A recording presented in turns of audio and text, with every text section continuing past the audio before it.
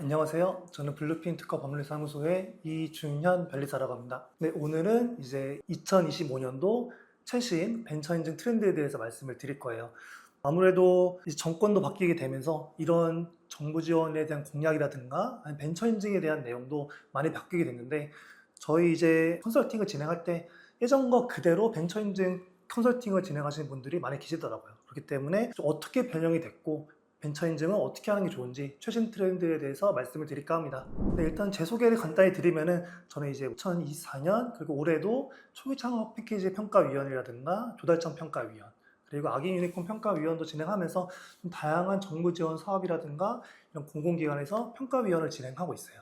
그리고 엑셀러레이터 심사역도 진행을 하면서 이제 저희가 실제로 어떻게 좀 진행이 되고 있는지 그거에 대해서 말씀을 드릴까 합니다. 네, 우선적으로 보시면은 벤처기업 인증에 대한 지원이 전폭적으로 확대가 됐어요. 첫 번째로 보시면은 2027년까지 벤처 투자 예산을 10조 원 정도 확대하겠다라는 공약이 나온 상태고요. AI 기업에 대한 전폭적인 지원과 뿐만 아니라 글로벌 4대 벤처 강국으로서 딥테크나 핀테크 등 혁신 분야 유니콘 기업에 육성하겠다라는 공약이 현재 진행되고 있는 상태입니다. 제가 봤을 때는 2025년도는 이 내용과는 또 별개로 한 3가지 정도는 크게 기억을 해주시는 게 좋을 것 같아요. 첫 번째로는 벤처기업입니다. 가장 중요한 벤처기업인데, 저희 나라는 앞으로도 벤처기업 인증에 대한 그런 지원이라든가 좀 공약 같은 게 많이 생길 거기 때문에 벤처기업이 되지 않은 기업들이라면은 저희가 무조건 챙길 수 있도록 도와드리는 게 좋다고 생각을 하고요. 두 번째 트렌드는 글로벌이에요. 쉽게 말하면 저희 나라는 작년에 이제 수출 최대치를 도달했기 때문에 글로벌에 대한 니즈가 굉장히 강하고, 정부에서도 현재 글로벌 기업들을 밀어주려는 움직임이 대폭 지금 보이고 있습니다. 그렇기 때문에 저희 기업들이 글로벌적으로 어떻게 좀 기술력을 어필할 수 있고 저희 사업을 어필할 수 있는지에 대해서 그거에 대한 컨설팅이 필수적으로 필요하다고 보여지고요. 세 번째는 AI 기업입니다. AI 기업은 현재 이재명 정부가 가장 좀 많이 밀고 있는 기술 쪽이기 때문에 AI라든가 글로벌 수출 그리고 벤처기업에 대한 니즈는 항상 저희 팀장님들이 컨설팅 할 때 염두에 두시고, 어떤 기업이 좀 거기랑 맞는 좀 느낌이 있다거나 핏이 있다고 하시면은 거기랑은 반드시 매칭할 수 있도록 꼭 연결시켜주는 게 굉장히 중요하다고 생각을 하고요. 네, 그래서 벤처기업이 좀 어떻게 변했는지에 대해서 말씀을 드리면은, 첫 번째로 벤처투자심의위원회라고 해서 쉽게 말하면은 벤처투자 기업 인증을 받을 때 그 평가하시는 분들이 계세요. 그분들은 2년에서 3년에 한 번꼴로 계속 바뀌게 됩니다. 절대로 계속해서 같은 분들이 진행하지 않고요. 그분들이 바뀔 때마다 계속 이런 벤처기업 인증에 대한 평가 기준이라든가 이런 전반적인 기조가 달라지게 돼 있어요. 그리고 올해 바뀌었습니다. 벤처기업 인증에 대한 평가 실무적인 부분이 많이 바뀌었기 때문에 그 부분을 꼭 염두에 두시는 게 좋을 것 같고요. 지금 우측 화면을 보시면은 2025년도 4월 1일 일부 개편안이라 써있죠. 이게 저희 나라의 트렌드를 반영을 하는 건데, 지금 그 주요 개편 내용 보시면은 글로벌 내용이 좀 많이 바뀌었어요. 쉽게 말하면 전에서는 이제 정확히 말하면은 수출이나 이런 실적이 있으면 얘기해라 이 정도였는데, 이제 그게 좀 많이 개편이 되면서 글로벌적으로 좀 어떻게 저희 기업이 성장할 수 있는지, 글로벌 현재 어떻게 진출할 생각이 있는지에 대해서 좀 더 묻는 항목들이 신설이 되었습니다. 그렇기 때문에 저희가 사업 계획서를 작성할 때 반드시 글로벌 쪽에 대한 어떤 뚫는 방법이라든가 어떤 식으로 진행할지에 대해서는 반드시 컨설팅 할 때 이 부분을 꼭 신경을 많이 써 주셔야 될 것 같고요. 두 번째로는 ESG 부분 경영 자가 진단이 추가가 되었어요. 이건 사실 가점으로만 보면은 100점 만점에 최대 3점의 가점을 부여하는 거라서 그 점수가 크게 보이지 않을 수도 있는데, 이 부분의 왼쪽 내용을 보시면은 근로 조건이라든가 다양성이라든가 정보 보안 등 크게 여러 가지 항목들이 되어 있는데, 제가 이거를 벤처기업 협회에 물어봤었고 이거에 대한 기준들은 명확해요. 이 내용들을 봤을 때 대부분 예스로 하면 좋습니다. 특정한 한두 개의 항목을 빼고는 예스로 체크하는 게 당연히 좋고 가점이 들어가는 건데, 거기서 이제 형식적으로 말하는 거는 이걸 증명할 수 있는 자료가 있으면 된다, 그렇게 말씀을 하셨는데, 제가 판단하기에는 저희가 실제로 이런 업무를 진행할 때는 일단은 전부 다 S를 표시하고 준비할 수 있는 자료는 준비해 가시되, 없다고 하면은 그때만 이제 거기서 점수가 좀 배척되는 식으로 진행하시는 게 좋을 것 같아요. 특히 여기서 보시면은 윤리 경영 쪽이라든가 준법 경영 쪽이 있어요. 근데 이거를 자세히 보지 않으신 분들은 대표자가 뭐 범법 행위 저지른 적이 있는가, 과징금 받은 적이 있는가, 이런 거에 대해서 아니오로 체크하시는 분들이 계신 적이 있었어가지고 이거에 대해서는 반드시 한 번 더 주의 깊게 넘어가고 가점을 챙길 수 있는 거는 꼭 챙기고 넘어가셔라 라고 말씀을 드릴 수 있을 것 같습니다. 벤처기업 인증 제도에 대해서 한번 가볍게 개념을 짚고 갈게요. 쉽게 말하면 기술의 혁신성이랑 사업의 성장성을 기반으로 해서 지원을 해주는 제도라고 생각해 주시면 될 것 같고, 크게 4가지 유형이 있는데 저희가 여기서 봐야 될 거는 예비 벤처기업은 사실 거의 하지 않고 있고요. 3가지를 중점으로 봐주시면 될 것 같아요. 이 3가지는 벤처 투자 유형이랑 연구개발 유형, 혁신성장 유형인데 아마 저희가 만나는 대표님들의 대부분은 혁신성장 유형이 한 80% 이상이라고 보여져요. 하지만 여러분들께서 벤처 투자 유형이랑 연구개발 유형도 절대로 놓고 가셔서는 안 됩니다. 그거는 기업의 상황마다 이 기업은 그냥 혁신성장 유형으로 진행을 하려고 했는데 실제로 그 기업의 재무제표라든가 어떤 여력을 보면은 연구개발 유형이나 벤처 투자 유형으로 빠질 수 있는 케이스가 있어요.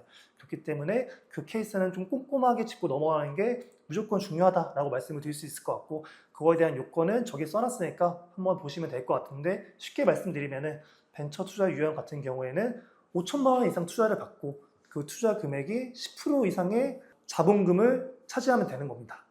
두 번째로는 연구개발 유형. 연구개발 유형은 직전 4개 분기에 5천만 원 이상의 경상 연구개발비를 사용하시면 되는 거고요. 그때 그 연구개발비가 연매출액의 5% 이상 일단 해당되는 건데, 저 5% 이상은 2년이나 3년 정도의 제한이 있어요. 쉽게 말하면 2년이나 3년 미만 기업은 저 5%가 아니어도 인정을 해줍니다. 이것도 한 번은 실무적으로 꼭 알고 넘어가시면 좋을 것 같습니다. 그리고 가장 중요한 혁신성장 유형인데 이거에 대해서도 좀 더 제가 뒤에서 자세하게 좀 말씀을 드릴게요. 벤처기업 인증하면 뭐가 좋냐? 첫 번째로는 하단에 보이시는 내용처럼 정부 지원 사업입니다. 정부 지원 사업에서 가점 내용으로서 벤처기업 인증이 있기도 하고 앞으로 저는 이게 계속해서 더 증가할 거라고 보여져요. 그렇기 때문에 여러 가지 정부 지원 사업, 수출 바우처, 요새 저희 나라 트렌드가 또 수출 바우처를 많이 밀어주고 있죠. 그런 수출 바우처에 있어서도 꼭 필요한 내용이고, 그거 말고도 뭐 R&D 디딤돌, 2억 정도 지원을 해주는 R&D 디딤돌이 있죠. 그거에 대한 지원이라든가 뭐 IP에 대한 지원 사업도 벤처기업에 대한 가점 사항이 있으니까 반드시 벤처기업을 받고 가시는 게 좋다라고 말씀을 드릴 수 있을 것 같고, 그 다음으로 사실 여러 가지 혜택이 있어요. 뭐 세제 혜택으로 크게 항상 말씀드리는 게 법인세 50% 감면이죠. 법인세나 소득세가 50% 감면이기 때문에 이거에 대한 혜택은 꼭 챙기시는 게 좋다고 말씀드릴 수 있을 것 같고, 이거는 사실 창업일로부터 3년 이내에만 이렇게 50% 감면을 해주기 때문에 3년 미만의 기업에는 반드시 기한을 맞춰서 진행하시는 게 좋을 것 같고, 3년이 지난 기업도 정부 지원 사업이라든가 저희가 많이 진행하는 정책 자금에 있어서는 거의 특허와 연구소, 벤처 인증은 필수이기 때문에 반드시 필요한 제도로 보여지고요. 그 이외에도 취득세 75% 감면에 대해 혜택이 있는데, 이거는 보통 건물 사시는 분들이나 좀 사옥을 사고 싶어 하시는 분들이 많이 반드시 챙기는 분야입니다. 유명 연예인도 이번에 벤처 인증을 통해서 취득세 75% 감면한 사례가 있는데 그것도 나중에 저한테 좀 문의 주시면 말씀을 드리겠습니다. 뭐 재산세 3년간 면제라든가 2년간 50% 감면, 이것도 큰 혜택에 해당되고요. 또 가장 큰 혜택이 금융 쪽이죠. 대출을 하는 데 있어서 벤처 인증 유무가 대출에 정말 큰 차이가 있기 때문에 이거에 있어서 벤처 인증은 거의 필수적이다 라고 말씀을 드릴 수 있을 것 같고, 나머지 혜택들은 한번 보시고 넘어가시면 좋을 것 같습니다. 또 벤처 투자 세액 공제라는 게 있어요. 이거는 좀 생소하신 분들도 꽤 계신 걸로 알고 있는데, 쉽게 말씀드리면은 저희 나라는 벤처 기업을 많이 밀어주고 있잖아요. 그렇기 때문에 벤처 기업에 투자를 하면은 세액을 감면해 주겠다는 거예요. 그래서 제가 이거를 간편하게 좀 이렇게 도표로 가져왔는데, 쉽게 말하면 연봉 1억을 가정해보면은 33%가 투자 공제가 되게 됩니다. 연봉 1억이신 분들이 3천만 원을 벤처 기업에 투자한다면은 1,050만 원이 감면이 되게 되고요. 5천만 원 투자 시 1,500만 원, 거의 33%에 가까운 더 그 이상의 금액이 지금 절세가 되는 거겠죠. 그리고 연봉 2억을 기준으로 하면은 40%까지 투자 공제가 됩니다. 3천만 원 투자 시 1,140만 원이 공제가 되게 되고요. 5천만 원 투자 시 1,672만 원이 공제가 되기 때문에, 이거 어떤 사람들을 대상으로 좋아하냐? 의사라든가 대표들 또는 고소득 연봉자들이나 대기업 사람들이 이거 많이 선호가 있습니다. 왜냐하면 세금을 많이 줄일 수 있기 때문에 이런 벤처기업 투자를 통한 절세 혜택도 가장 큰 혜택 중 하나에 해당하고요. 보통 이런 건 사실 근데 정해진 투자 기간을 통해서 해야 되기 때문에 A씨 운영사라든가 저희 같은 개인 투자 조합을 운영할 수 있는 기업과 같이 협업을 해서 이런 컨설팅도 진행을 도와드릴 수 있다라고 말씀을 드릴 수 있을 것 같습니다. 다음으로는 좀 실무에 대해서 말씀을 드릴게요. 저희가 했던 벤처 기업 사례 중에서 좀 어려웠던 기업들, 이런 기업들은 남들도 부담스러울 수 있고 쉬운 사례는 들고 오진 않았어요. 정말로 좀 어려울 수 있다고 생각되는 기업들만 좀 들고 와봤고, 첫 번째로는 제조 공장이 없는 마늘 공장 업체였습니다. 이게 되게 생소하죠. 마늘 공장 업체인데 제조 공장이 따로 없어요. 이거에 대한 이력을 좀 더 자세히 살펴보면은 첫 번째로 여기는 연구소랑 특허가 없었어요. 두 번째로는 이전 컨설팅에서 벤처 인증을 컨설팅을 도와주겠다고 한 건데, 문제는 이 사업이랑 맞지 않는 AI를 기반해서 마늘 공정을 컨설팅을 하겠다, 그쪽으로 벤처 인증을 뚫겠다라고 해서 사업 계획서를 그쪽 작성을 한 거예요. 사실 저희가 입증할 수 있는 자료가 아예 없었습니다. 당연하겠죠. 저희는 마늘 공장 제조업인 거고 그 제조업조차 OEM을 통해서 하는 거기 때문에 실제로 그런 제조 공장 설비도 없는 회사였고 AI 기술을 전혀 전무했는데 이쪽으로 컨설팅을 해서 실패를 했던 거예요. 사실 아시다시피 벤처 인증은 한번 떨어지면은 합격률이 굉장히 많이 떨어집니다. 그래서 저희도 굉장히 좀 공을 많이 들였던 기업이었는데, 여긴 또 아버지 회사가 원래 계셨었는데 그 회사로부터 물품을 공급받아서 별도 공장이 없는 회사였어요. 그래서 여기 어떻게 뚫었냐? 첫 번째는 OEM 업체로서 마늘 제조 공법에 대한 특허 출원을 먼저 진행했습니다. 정확한 설비와 그 설비에 대한 특허를 먼저 진행한 후에 제조 공법에 대한 기술력을 근거로 신청을 했고요. 그렇게 해서 벤처 유형이 통과가 된 케이스입니다. 혁신성장 유형이 통과가 됐죠. 두 번째는 더 빡센 업체였어요. 쉽게 말씀드리면 여기는 벤처를 이미 2번이나 탈락한 업체였습니다. 자동차 중고 판매 업체였는데 여기도 다른 컨설팅을 통해서 벤처 인증을 2번이나 진행했었어요. 심지어 여기는 특허도 한두 개 정도 있었습니다. 그럼 왜 실패했느냐? 첫 번째로 특허가 잘못 출원됐어요. 여기는 자동차 중고 판매 업체고, 그럼 자동차 중고 판매 저희 사업이랑 가장 직관된 특허를 내고 컨설팅 했어야 되는데 정말 말도 안 되는 출원을 나갔던 거예요. 자동차 중고 매매인데 AI를 기반으로 플랫폼을 만들겠다 라는 식으로, 아직 플랫폼이 활성화되지도 않았고 AI와 플랫폼의 연관성도 많이 떨어졌는데 그쪽으로 밀고 갔기 때문에 챗GPT를 통해서 또 굉장히 많이 작성하셨더라고요. 전에 작성하셨던 분이. 그런 식으로 해서 2번이나 탈락을 했었는데, 저희가 AI에 기반해서 중고차 매매 이력 같은 거라든가 사용자 성향, 그 구매 이력 등에 대한 데이터가 있을 테니까 그 데이터를 가공해서 AI 데이터에 입력값을 넣고 그거를 출력하는 AI 알고리즘을 정말 저희 사업과 맞게 특허를 내서, 그리고 연구 방향도 이쪽으로 설정해서 벤처 인증을 통과한 사례가 있습니다. 세 번째로는 운송업체였어요. 여기도 정말 단순한 운송만 해주는 회사였고 별다른 기술력이 없었는데, 여기에 대해서는 저희가 운송업체의 사업 구조를 먼저 파악을 했어요.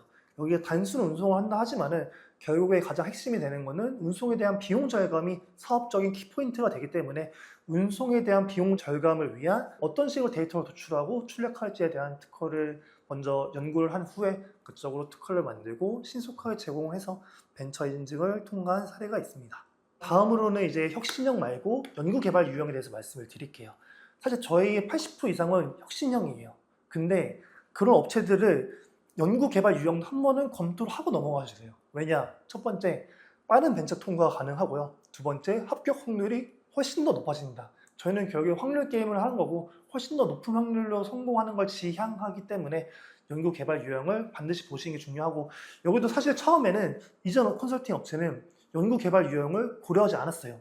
왜냐? 안 될 것 같다는 생각이 든다 하더라고요. 재무제표상에서도 명확히 표현이 안 됐고, 근데 제가 재무제표를 다시 뜯어봤더니 분명히 여기 연구개발비로 5천만 원 이상 할 수 있는 명목들이 있는 거예요. 그래서 제가 거기 업체에 연구 영수증이라든가 그 기존에 진행했던 그런 매매 내역들을 전부 다 받았고요. 그 다음에 여기 또 3년 미만 업체였기 때문에 매출 대비 5% 이상의 기준을 맞추지 않아도 됐어요. 그렇기 때문에 이거를 전부 다 요건을 확인한 후에 연구개발 유형이 가능하다는 판단을 했고, 그 실무자분과 굉장히 많은 피드백을 오고 가면서 이쪽으로 진행했기 때문에 정말 빠르게 벤처 인정을 연구개발 유형으로서 확실하게 등록받을 수 있었던 사례였습니다. 또 저희가 진행했던 업체 중에는 벤처 투자 유형으로 진행했던 업체도 있었어요. 여기도 중요했던 거는 빠른 벤처 인증이 필요했었고요. 그리고 확실한 벤처가 필요했었습니다. 그렇기 때문에 저희는 여기가 근데 특징적인 게 투자를 이번에 받을 계획이 있다라는 식으로 얘기를 했었고, 투자를 좀 빠르게 진행을 하고 있는 단계였어요.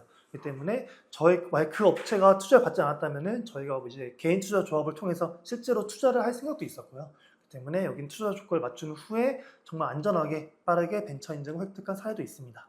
마지막으로 말씀을 드리면은 저희가 결국에는 벤처기업 인증에 대한 컨설팅을 굉장히 많이 진행할 테고 또 정말 확실하게 받을 필요가 있잖아요. 왜냐하면 벤처 인증이 떨어지면은 그 고객사분과 신뢰가 굉장히 많이 떨어질 수 있기 때문에 제가 생각하기에 가장 중요한 거 세 가지를 가지고 왔는데요. 첫 번째는 사업 형태의 구조를 명확히 파악해야 돼요. 여기가 가업 승계가 되어 있는지, 명의만 현재 대표자가 다른 사람으로 되어 있는지 그건 아닌지, 사업 구조는 실제로 어떻게 흘러가고 있고 그 매출 형태는 어떻게 되고 있으면서 우리가 기술력을 붙일 때 사업 구조에 어떤 부분에 붙여야 매출과 가장 직결되고 가장 설득력 있는지를 반드시 어필할 수 있는 게 필요해요. 이거는 비단 벤처 인증뿐만 아니라 저희가 벤처 인증 이후에도 여러 가지 컨설팅을 계속해서 해줘야 할 텐데 정부 지원 사업도 그렇고요. 아니 뭐 대출 쪽을 할 때도 그렇고 이 기술에 대한 어필이 저희 사업과 연관이 돼야 됩니다. 때문에 특허권 처음에 설계할 때 연구소 주제를 설정할 때 반드시 사업에 대한 전반적인 구조를 뜯어보고 이전과 달리 단순한 특허가 아니라 사업 구조와 맞는 특허 추론이랑 기술 설계가 필요하다 말씀드릴 수 있을 것 같고요.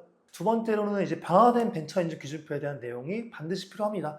예를 들어서 화장품 업체예요. 그러면은 현재 국내만 하고 있다 하더라도 반드시 글로벌과 엮어야 돼요. 왜냐하면 저희 나라가 현재 화장품을 굉장히 밀어주고 있고 글로벌을 굉장히 밀어주고 있기 때문에 저희가 어떤 서비스를 제공하고 있다 하면은 반드시 글로벌이랑 어떻게 붙일 수 있는지에 대해서 반드시 고민을 많이 하셔야 되고 이거를 사업계에서상에 잘 어필하셔야 됩니다. 이게 올해부터 저희 나라 트렌드이기 때문에 벤처기업 인증을 할 때도 글로벌에 대한 이런 고려를 하는 게 굉장히 중요하다고 말씀을 드릴 수 있을 것 같고 마지막으로는 벤처 인증 이후 연계 사항도 꼭 고려를 하셔야 돼요. 아까 말씀드렸던 내용인데 정부 지원 사업이라든가 특허 기반 대출이라든가 아니면 그냥 대출 하신다 할 때 반드시 이 기술력이 정말 쉽게 특허를 낼 수 있는 뭐 AI 쪽만 낸다 이런 식으로 하실 게 아니라 정말 이 사업의 구조 내에서 이 특허가 어떻게 쓰일 수 있는지를 설득력 있게 전달하기 위한 그런 연계성이 굉장히 필요합니다. 그렇기 때문에 향후 정부 지원 사업 저희 나라가 수출 바우처라든가 디딤돌, 글로벌 청창사 등 이런 글로벌 쪽이라든가 R&D 쪽을 많이 밀어주고 있는데 반드시 그것까지 감안을 해서 특허를 단순히 AI 쪽으로만 내는 게 아니라 어떤 식으로 낼지를 명확하게 알아보는 게 필요합니다. 네, 저희 강의를 여기서 마무리를 하도록 하고요. 네, 궁금하신 점이 많이 계실 텐데 저희 중소기업 경영연구소를 통해서 질문을 주시면 제가 빠르게 성심성의껏 답변 드리도록 하겠습니다. 네, 저희 강의를 들어주셔서 감사합니다.